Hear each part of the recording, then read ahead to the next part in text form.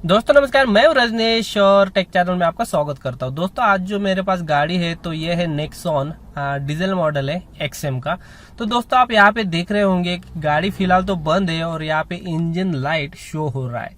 तो इसी रिलेटेड मैं वीडियो बनाने जा रहा हूँ। और इसके पहले भी मैंने एक वीडियो बनाया था, लेकिन बहुत लोगों ने पूछा था कि इसका सोल्यूशन मिला क्या। अभी प्रॉब्लम क्या है दोस्तों देखो, यहाँ पे इंजन लाइट जल रहा है। जैसे ही हम गाड़ी शुरू करते हैं तो ये इंजन लाइट बंद हो जाता है। देखो अभी मैं शुरू करता हूँ, देखो गाड़ी शुरू हो गई तो इंजन लाइट बंद हो गया, सारे इंडिकेटर बंद हो गए। लेकिन प्रॉब्लम क्या है दोस्तों, जैसे ही हम गाड़ी ऑन करते हैं तो ये इंजन लाइट तो ऑन रहता है, लेकिन गाड़ी शुरू होने के बाद ये बंद होना चाहिए। मेरे गाड़ी का हो रहा है, लेकिन इसके पहले 2 बार ऐसे हुआ था कि इंजन लाइट शो हो रहा था जबकि गाड़ी शुरू रहती है। तो ये प्रॉब्लम दोस्तों क्यों आती है? दोस्तों देखो, जैसे ये प्रॉब्लम आती है तो गाड़ी जो स्पीकअप है वो नहीं ले पाती और ऐसे लगता है कि गाड़ी खूब बहुत दब के चल रही है और खूब ज्यादा एक्सीलेटर देना पड़ रहा है और माइलेज भी इसका कम होता है। तो हम देखेंगे कि इसका सोल्यूशन क्या है।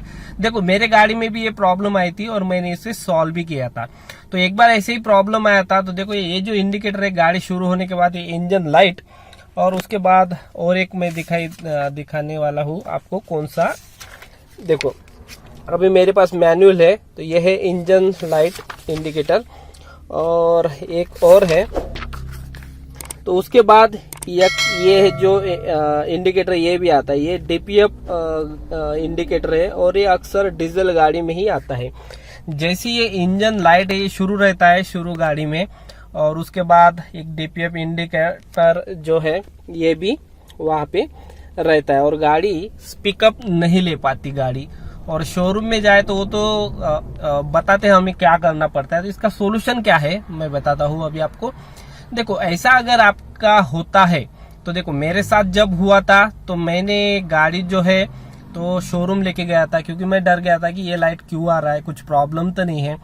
तो शोरूम जाने के बाद उन्होंने मुझे बताया था कि ऐसा प्रॉब्लम आता है कभी कभी डीजल गाड़ी में, तो ये कोई बड़े इश्यू नहीं है।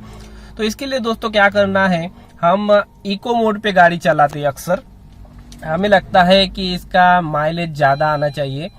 तो देखो इको मोड, तो दोस्तों ये अगर सिंबल आता है तो इसका सोल्यूशन यही है कि कभी कभी आपको सिटी और स्पोर्ट मोड पे भी गाड़ी चलाना है।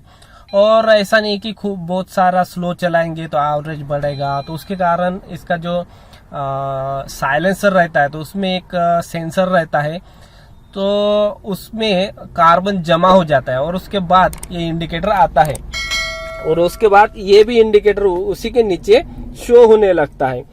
तो देखो ये जो BS6 गाड़ी है नेक्सॉन की, और बहुत सारी गाड़ी है BS6, तो उन्होंने क्या किया है डीजल गाड़ी में कि जो साइलेंसर से धुआं निकलता है तो वो धुआं नहीं निकलना चाहिए, अंदर कहीं पे भी स्टोर होना चाहिए, ऐसा गवर्नमेंट ने बोला है।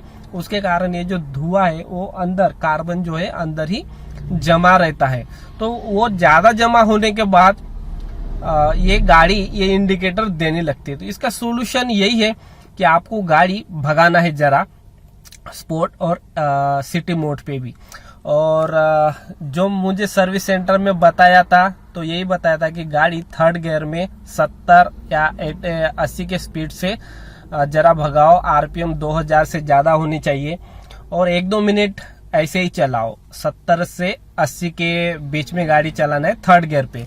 और आप इसका जो मैनुअल है वो भी देखेंगे तो देखो यहाँ पे लिख के आपको मिलेगा कि इसका सोल्यूशन यही है। देखो यहाँ पे लिखा है generation is completed ideally at third gear 50 to 80 kilometre per hour with engine speed over 2000 RPM. तो आपको 80 के स्पीड से थर्ड गियर में ये गाड़ी चलाना है।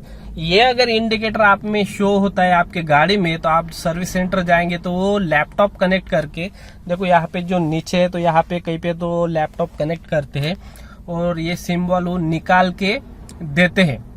लेकिन जब तक ये सिंबल रहता है तो गाड़ी इतनी स्पीकअप नहीं ले पाती। तो ये सिंबल जब आता है तो आपको सर्विस सेंटर जाने से बचने के लिए इसका सॉल्यूशन यही है कि अगर ये सिंबल आता है तो गाड़ी 80 के स्पीड से थर्ड गियर में भगाओ। सिटी स्पोर्ट में भी कभी कभी गाड़ी चलाया करो। ऐसे अगर गाड़ी आप चलाएंगे तो ये बिल्कुल शो नहीं हो रहा होगा, क्योंकि अभी मुझे इस गाड़ी में 2 बार ऐसे सिंबल आते थे गाड़ी शुरू होने के बाद भी, लेकिन जब से मैंने सिटी या स्पोर्ट मोड में कभी कभी गाड़ी चलाना शुरू किया है तो तब से ये प्रॉब्लम नहीं आ रहा है। और अभी 1-2 महीने हो गया, कुछ भी प्रॉब्लम नहीं आ रहा है, गाड़ी अच्छे से चल रही है। अभी देखो 2 सर्विसिंग हो गई गाड़ी की, 3rd होने वाली है। और आप किलोमीटर देखेंगे तो 12,000-13,000 के आसपास किलोमीटर हो रहा है, लेकिन अभी 3rd इसकी सर्विसिंग करना है। उसके बाद माइलेज भी इसका बढ़ जाता है। मैंने माइलेज से रिलेटेड भी वीडियो बनाए थे, इसी चैनल पे है कि कैसे हम ज्यादा से ज्यादा माइलेज इस गाड़ी से ले सकते हैं। तो दोस्तों इसका सोल्यूशन यही है, ये सिंबल बचने के लिए इससे गाड़ी जो मैंने अभी बताया उस तरीके से चलाओ तो आप बिल्कुल इससे बच सकते हैं। वीडियो देखने के लिए थैंक यू।